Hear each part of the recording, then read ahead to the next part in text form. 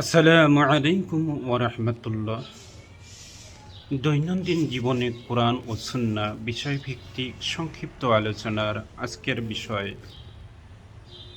3 দিন হয়ে গেল আমার ঘরের চুলায় আগুন জ্বলেনি। আউযু বিল্লাহি মিনাশ শাইতানির রাজীম। বিসমিল্লাহির রহমানির রহিম। যিনি কালেমা পড়েছেন তার জন্য জান্নাতের পুরস্কার তো আছেই। আমাদেরকে হুজুর সাল্লাল্লাহু আলাইহি ওয়াসাল্লামের দেখানো পথে চলতে হবে।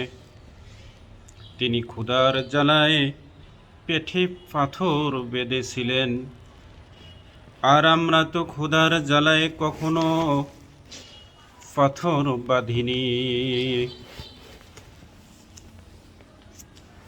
তার সন্তান লাগাতার 7 দিন অভুক্ত থেকে তার কাছে এসে বলতে লাগলেন, হে আল্লাহর রাসূল, ফেরেশতারা তাসবিহ পড়ে তাদের ক্ষুধা মিটায়, আপনার মেয়ে ফাতেমা কি খেয়ে ক্ষুধা মিটাবে?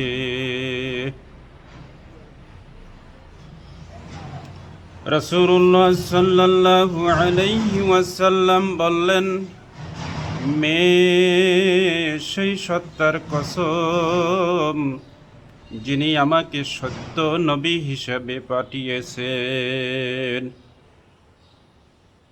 3 দিন হয়ে গেল আমার ঘরের চুলায় আগুন জ্বালানো হয়নি।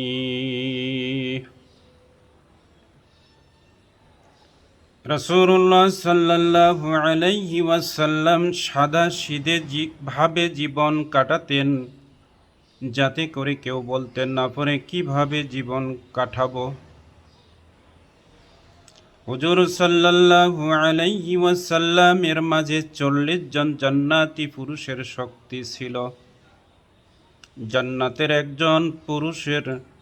জান্নাতের একজন মানুষের মাঝে দুনিয়ার শত মানুষের শক্তি থাকবে। তাহলে শেষ নবী হযরত মুহাম্মদ সাল্লাল্লাহু আলাইহি ওয়াসাল্লামের শক্তি কেমন ছিল একটু চিন্তা করেন।